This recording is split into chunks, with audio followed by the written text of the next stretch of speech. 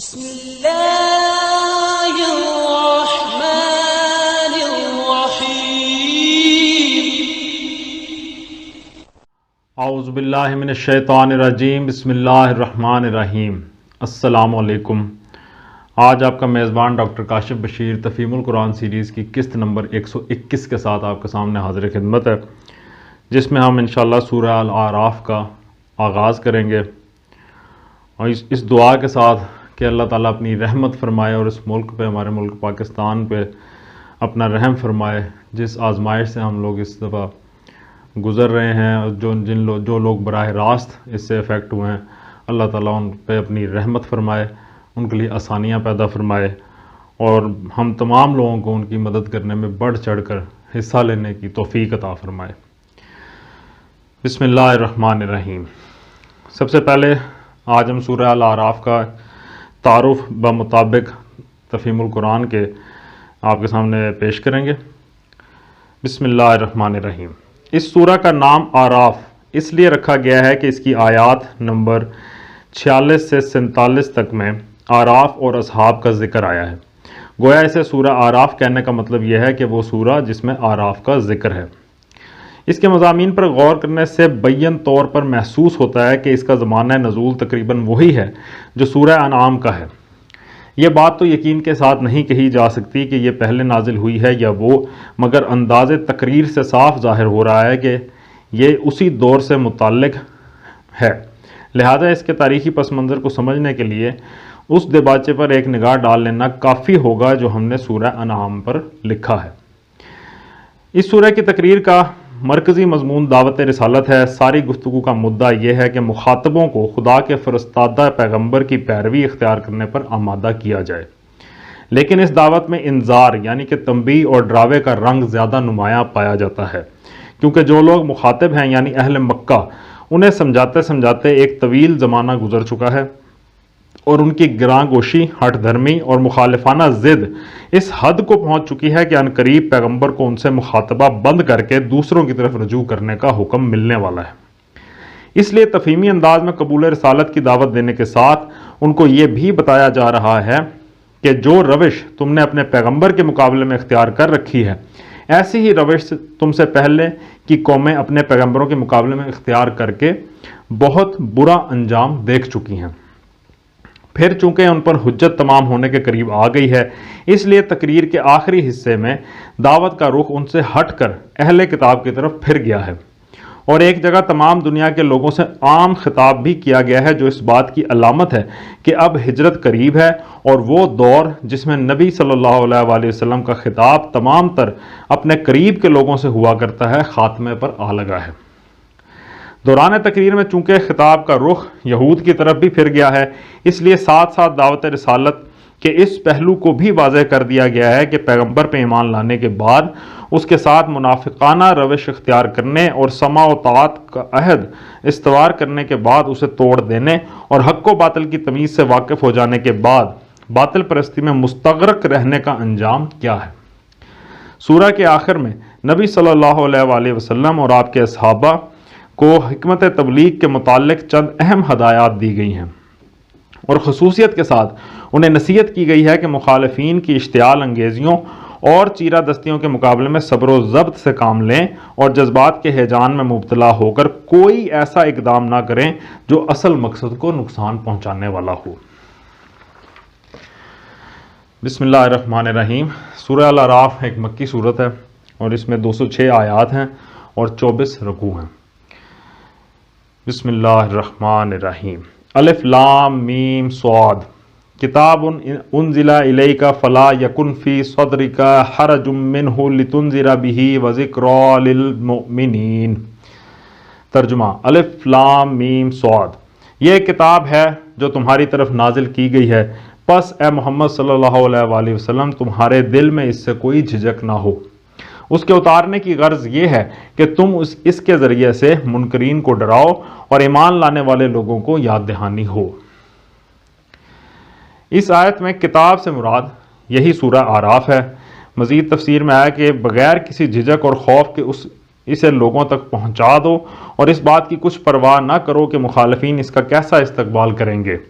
وہ بگڑتے ہیں تو بگڑیں، مذاق اڑاتے ہیں تو اڑائیں، طرح طرح کی باتیں بناتے ہیں بنائیں، دشمنی میں اور زیادہ سخت ہوتے ہیں تو ہو جائیں، تم بے کھٹکے اس پیغام کو پہنچاؤ اور اس کی تبلیغ میں ذرا باک نہ کرو۔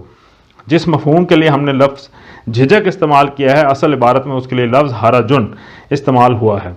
لغت میں حرج اس گھنی جھاڑی کو کہتے ہیں جس میں سے گزرنا مشکل ہو۔ دل میں حرج ہونے کا مطلب یہ ہوا کہ مخالفتوں اور مزاحمتوں کے درمیان اپنا راستہ صاف نہ پا کر آدمی کا دل آگے بڑھنے سے رکے۔ اسی مضمون کو قرآن مجید میں متعدد مقامات پر ضیق صدر کے لفظ سے بھی تعبیر کیا گیا ہے۔ مثلا سورہ الحجر میں آیت نمبر 97 میں آیا کہ اے محمد صلی اللہ علیہ وآلہ وسلم، ہمیں معلوم ہے کہ جو باتیں یہ لوگ بناتے ہیں ان سے تم تنگ دل ہو، تم دل تنگ ہوتے ہو، یعنی تمہیں پریشانی لاحق ہوتی ہے کہ جن لوگوں کی ضد اور ہٹ دھرمی اور مخالفت حق کا یہ حال ہے، انہیں آخر کس طرح سیدھی راہ پر لایا جائے۔ سورہ ہود کی آیت نمبر 12 میں آیا تو کہیں ایسا نہ ہو کہ جو کچھ تم پر وحی کیا جا رہا ہے اس میں سے کوئی چیز تم بیان کرنے سے چھوڑ دو اور اس بات سے دل تنگ ہو کہ وہ تمہاری دعوت کے جواب میں کیا کہیں گے، اس پر کوئی خزانہ کیوں نہ اترا یا اس کے ساتھ کوئی فرشتہ کیوں نہ آیا۔ اس آیت کے آخر میں آیا ایمان لانے والے لوگوں کو یاد دہانی ہو، مطلب یہ ہے کہ سورہ کا اصل مقصد تو ہے انذار، یعنی لوگوں کو رسول کی دعوت قبول نہ کرنے کے نتائج سے ڈرانا اور غافلوں کو چونکانا اور متنبہ کرنا۔ رہی اہل ایمان کی تذکیر یعنی یاد دہانی تو وہ ایک ضمنی فائدہ ہے جو انذار کے سلسلے میں خود بخود حاصل ہو جاتا ہے۔ اتبعوا ما انزل الیکم من ربکم ولا تتبعوا من دونہ اولیاء قلیلا ما تذکرون۔ ترجمہ، لوگو جو کچھ تمہارے رب کی طرف سے تم پر نازل کیا گیا ہے اس کی پیروی کرو اور اپنے رب کو چھوڑ کر دوسرے سرپرستوں کی پیروی نہ کرو مگر تم نصیحت کم ہی مانتے ہو۔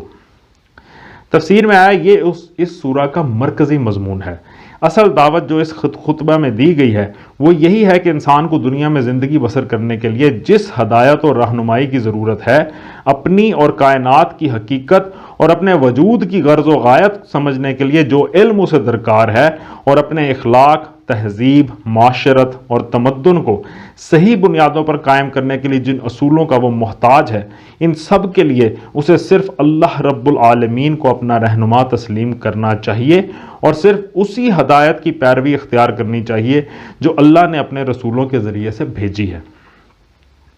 اللہ کو چھوڑ کر کسی دوسرے رہنما کی طرف ہدایت کے لیے رجوع کرنا اور اپنے آپ کو اس رہنمائی کے حوالے کر دینا انسان کے لیے بنیادی طور پر ایک غلط طریقہ کار ہے جس کا نتیجہ ہمیشہ تباہی کی صورت میں نکلا ہے اور ہمیشہ تباہی کی صورت ہی میں نکلے گا۔ یہاں اولیاء یعنی سرپرستوں کا لفظ اس معنی میں استعمال ہوا ہے کہ انسان جس کی رہنمائی پر چلتا ہے اسے در حقیقت اپنا ولی و سرپرست بناتا ہے، خواہ زبان سے اس کی حمد و ثنا کے گیت گاتا ہو یا اس پر لعنت کی بوچھاڑ کرتا ہو، خواہ اس کی سرپرستی کا معترف ہو یا بشدت اس سے انکار کرے۔ وَكَمْ مِنْ قَرْيَةٍ أَهْلَكْنَاهَا فَجَاءَهَا بَأْسُنَا بَيَاتًا أَوْ هُمْ قَائِلُونَ۔ ترجمہ، کتنی ہی بستیاں ہیں جنہیں ہم نے ہلاک کر دیا، ان پر ہمارا عذاب اچانک رات کے وقت ٹوٹ پڑا یا دن دہاڑے ایسے وقت آیا جبکہ وہ آرام کر رہے تھے۔ فَمَا كَانَ دَعْوَاهُمْ إِذْ جَاءَهُمْ بَأْسُنَا إِلَّا أَنْ قَالُوا إِنَّا كُنَّا ظَالِمِينَ۔ ترجمہ، اور جب ہمارا عذاب ان پر آ گیا تو ان کی زبان پر اس کے سوا کوئی صدا نہ تھی کہ واقعی ہم ظالم تھے۔ تفسیر میں آیا یعنی تمہاری عبرت کے لیے ان قوموں کی مثالیں موجود ہیں جو خدا کی ہدایت سے منحرف ہو کر انسانوں اور شیطانوں کی رہنمائی پر چلیں اور آخر کار اس قدر بگڑیں کہ زمین پر ان کا وجود ایک ناقابل برداشت لعنت بن گیا اور خدا کے عذاب نے آ کر ان کی نجاست سے دنیا کو پاک کر دیا۔ آخری فکرے سے مقصود دو باتوں پر متنبہ کرنا ہے۔ ایک یہ کہ تلافی کا وقت گزر جانے کے بعد کسی کا ہوش میں آنا اور اپنی غلطی کا اعتراف کرنا بیکار ہے۔ سخت نادان ہے وہ شخص اور وہ قوم جو خدا کی دی ہوئی مہلت کو غفلتوں اور سرشاریوں میں ضائع کر دے اور داعیان حق کی صداؤں کو بہرے کانوں سے سنے جائے اور ہوش میں صرف اس وقت آئے جب اللہ کی گرفت کا مضبوط ہاتھ اس پر پڑ چکا ہو۔ دوسرے یہ کہ افراد کی زندگیوں میں بھی اور اقوام کی زندگیوں میں بھی ایک دو نہیں بے شمار مثالیں تمہارے سامنے گزر چکی ہیں کہ جب کسی غلط کاریوں کا پیمانہ لبریز ہو چکتا ہے اور وہ اپنی مہلت کی حد کو پہنچ جاتا ہے تو پھر خدا کی گرفت اچانک اسے آ پکڑتی ہے اور ایک مرتبہ پکڑ میں آ جانے کے بعد چھٹکارے کی کوئی سبیل اسے نہیں ملتی۔ پھر جب تاریخ کے دوران میں ایک دو دفعہ نہیں سینکڑوں اور ہزاروں مرتبہ یہی کچھ ہو چکا ہو تو آخر کیا ضروری ہے کہ انسان اسی غلطی کا بار بار اعادہ کیے چلے جائے اور ہوش میں آنے کے لیے اسے آخری ساتھ کا انتظار کرتا رہے جب ہوش میں آنے کا کوئی فائدہ حسرت و اندوا کے سوا نہیں ہوتا۔ فَلَنَسْأَلَنَّ الَّذِينَ أُرْسِلَ إِلَيْهِمْ وَلَنَسْأَلَنَّ الْمُرْسَلِينَ۔ ترجمہ، پس یہ ضرور ہو کر رہنا ہے کہ ہم ان لوگوں سے باز پرس کریں جن کی طرف ہم نے پیغمبر بھیجے ہیں، اور پیغمبروں سے بھی پوچھیں کہ انہوں نے پیغام رسانی کا فرض کہاں تک انجام دیا اور انہیں اس کا کیا جواب ملا۔ آیت کے آغاز میں آیا کہ ہم ان لوگوں سے باز پرس کریں۔ اس کی تفسیر میں آیا کہ اس سے باز پرس سے مراد روزہ قیامت کی باز پرس ہے۔ بدکار افراد اور قوموں پر دنیا میں جو عذاب آتا ہے وہ دراصل ان کے اعمال کی باز پرس نہیں ہے اور نہ وہ ان کے جرائم کی پوری سزا ہے، بلکہ اس کی حیثیت تو بالکل ایسی ہے جیسے کوئی مجرم جو چھوٹا پھر رہا تھا اچانک گرفتار کر لیا جائے اور مزید ظلم و فساد کے مواقع اس سے چھین لیے جائیں۔ تاریخ انسانی اس قسم کی گرفتاریوں کی بے شمار نظیروں سے بھری پڑی ہے، اور یہ نظیریں اس بات کی ایک صریح علامت ہیں کہ انسان کی دنیا میں شتر بے مہار کی طرح چھوڑ نہیں دیا گیا ہے کہ جو چاہے کرتا پھرے، بلکہ اوپر کوئی طاقت ہے جو ایک حد خاص تک اسے ڈھیل دیتی ہے، تنبیہات پر تنبیہات بھیجتی ہے کہ اپنی شرارتوں سے باز آ جائے، اور جب وہ کسی طرح باز نہیں آتا تو اسے اچانک پکڑ لیتی ہے۔ پھر اگر کوئی اس تاریخی تجربے پر غور کرے تو بآسانی یہ نتیجہ بھی نکال سکتا ہے کہ جو فرما روا اس کائنات پر حکومت کر رہا ہے اس نے ضرور ایسا ایک وقت مقرر کیا ہوگا جب ان سارے مجرموں پر عدالت قائم ہوگی اور ان سے ان کے اعمال کی باز پرس کی جائے گی۔ یہی وجہ ہے کہ اوپر کی آیت کو جس میں دنیاوی عذاب کا ذکر کیا گیا ہے بعد والی آیت کے ساتھ لفظ پس کے ساتھ جوڑ دیا گیا ہے، گویا اس دنیاوی عذاب کا بار بار واقع ہونا آخرت کی باز پرس کے یقیناً واقع ہونے پر ایک دلیل ہے۔ آیت کے آخری حصے میں آیا کہ جن کی طرف ہم نے پیغمبر بھیجے ہیں اور پیغمبروں سے بھی پوچھیں گے۔ اس سے معلوم ہوا کہ آخرت کی باز پرس سراسر رسالت ہی کی بنیاد پر ہوگی۔ ایک طرف پیغمبروں سے پوچھا جائے گا کہ تم نے نوع انسانی تک خدا کا پیغام پہنچانے کے لیے کیا کچھ کیا، دوسری طرف جن لوگوں تک رسولوں کا پیغام پہنچا ان سے سوال کیا جائے گا کہ اس پیغام کے ساتھ تم نے کیا برتاؤ کیا۔ جس شخص یا جن انسانی گروہوں تک انبیاء کا پیغام نہ پہنچا ہو ان کے بارے میں تو قرآن ہمیں کچھ نہیں بتاتا کہ ان کے مقدمے کا کیا فیصلہ کیا جائے گا۔ اس معاملے میں اللہ تعالیٰ نے اپنا فیصلہ محفوظ رکھا ہے، لیکن جن اشخاص و اقوام تک پیغمبروں کی تعلیم پہنچ چکی ہے ان کے متعلق قرآن صاف کہتا ہے کہ وہ اپنے کفر و انکار اور فسق و نافرمانی کے لیے کوئی حجت نہ پیش کر سکیں گے، اور ان کا انجام اس کے سوا کچھ نہ ہوگا کہ حسرت و ندامت کے ساتھ ہاتھ ملتے ہوئے جہنم کی راہ لیں۔ فَلَنَقُصَّنَّ عَلَيْهِمْ بِعِلْمٍ وَمَا كُنَّا غَائِبِينَ۔ ترجمہ، پھر ہم خود پورے علم کے ساتھ ساری سرگزشت ان کے آگے پیش کر دیں گے، آخر ہم کہیں غائب تو نہیں تھے۔ وَالْوَزْنُ يَوْمَئِذٍ الْحَقُّ فَمَنْ ثَقُلَتْ مَوَازِينُهُ فَأُولَئِكَ هُمُ الْمُفْلِحُونَ۔ ترجمہ، اور وزن اس روز عین حق ہوگا، جن کے پلڑے بھاری ہوں گے وہی فلاح پائیں گے۔ وزن اس روز عین حق ہوگا، اس کی تفسیر میں آیا کہ اس کا مطلب یہ ہے کہ اس روز خدا کی میزان عدل میں وزن اور حق دونوں ایک دوسرے کے ہم مانی ہوں گے۔ حق کے سوا کوئی چیز وہاں وزنی نہ ہوگی اور وزن کے سوا کوئی چیز حق نہ ہوگی، جس کے ساتھ جتنا حق ہوگا اتنا ہی وہ باوزن ہوگا، اور فیصلہ جو کچھ بھی ہوگا وزن کے لحاظ سے ہوگا، کسی دوسری چیز کا ذرا برابر لحاظ نہ کیا جائے گا۔ باطل کی پوری زندگی خواہ دنیا میں کتنی ہی طویل و عریض رہی ہو اور کتنے ہی بظاہر شاندار کارنامے اس کی پشت پر ہوں، اس ترازو میں سراسر بے وزن قرار پائے گی۔ باطل پرست جب اس میزان میں تولے جائیں گے تو اپنی آنکھوں سے دیکھ لیں گے کہ دنیا میں جو کچھ وہ مدت العمر کرتے رہے وہ سب ایک پرکاہ کے برابر بھی وزن نہیں رکھتا۔ یہی بات ہے جو سورہ کہف کی آیت نمبر 103 تا 105 میں فرمائی گئی ہے کہ جو لوگ دنیا کی زندگی میں سب کچھ دنیا ہی کے لیے کرتے رہے اور اللہ کی آیات سے انکار کر کے جن لوگوں نے یہ سمجھتے ہوئے کام کیا کہ انجام کار کوئی آخرت نہیں ہے اور کسی کو حساب دینا نہیں ہے، ان کے کارنامہ زندگی کو ہم آخرت میں کوئی وزن نہ دیں گے۔ وَمَنْ خَفَّتْ مَوَازِينُهُ فَأُولَٰئِكَ الَّذِينَ خَسِرُوا أَنفُسَهُمْ بِمَا كَانُوا بِآيَاتِنَا يَظْلِمُونَ۔ ترجمہ، اور جن کے پلڑے ہلکے رہیں گے وہی اپنے آپ کو خسارے میں مبتلا کرنے والے ہوں گے، کیونکہ وہ ہماری آیات کے ساتھ ظالمانہ برتاؤ کرتے رہے تھے۔ تفسیر میں آیا کہ اس مضمون کو یوں سمجھیے کہ انسان کا کارنامہ زندگی دو پہلوؤں میں تقسیم ہوگا، ایک مثبت پہلو اور دوسرا منفی پہلو۔ مثبت پہلو میں صرف حق کو جاننا اور ماننا اور حق کی پیروی میں حق ہی کی خاطر کام کرنا شمار ہوگا، اور آخرت میں اگر کوئی چیز وزنی اور قیمتی ہوگی تو وہ بس یہی ہوگی۔ بخلاف اس کے حق سے غافل ہو کر یا حق سے منحرف ہو کر انسان جو کچھ بھی اپنی خواہش نفس یا دوسرے انسانوں اور شیطانوں کی پیروی کرتے ہوئے غیر حق کی راہ میں کرتا ہے، وہ سب منفی پہلو میں جگہ پائے گا، اور صرف یہی نہیں کہ یہ منفی پہلو بجائے خود بے قدر ہوگا بلکہ یہ آدمی کے مثبت پہلوؤں کی قدر بھی گھٹا دے گا۔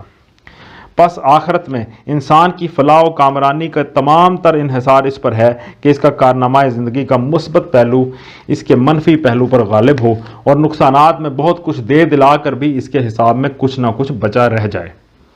رہا وہ شخص جس کی زندگی کا منفی پہلو اس کے تمام مثبت پہلوؤں کو دبا لے تو اس کا حال بالکل اس دیوالیے تاجر کا سا ہوگا جس کی ساری پونجی خساروں کا بھگتنے اور مطالبات ادا کرنے ہی میں کھپ جائے اور پھر بھی کچھ نہ کچھ مطالبات اس کے ذمے باقی رہ جائیں۔ وَلَقَدْ مَكَّنَّاكُمْ فِي الْأَرْضِ وَجَعَلْنَا لَكُمْ فِيهَا مَعَائِشَ قَلِيلًا مَا تَشْكُرُونَ۔ ترجمہ، ہم نے تمہیں زمین میں اختیارات کے ساتھ بسایا اور تمہارے لیے یہاں سامان زیست فراہم کیا، مگر تم لوگ کم ہی شکر گزار ہوتے ہو۔ صدق اللہ العلی العظیم۔ الحمدللہ، آج ہم نے سورہ الاعراف کی آیت نمبر 10 تک کا ترجمہ اور تفسیر پر غور کرنے کی کوشش کی ہے۔ اللہ تعالیٰ سے دعا ہے کہ وہ ہماری اس کوشش کو قبول کرے اور ہمارے دل و دماغ کو روشن کرے کہ ہم قرآن مجید کی تعلیمات کو اپنی زندگی میں نافذ کر سکیں۔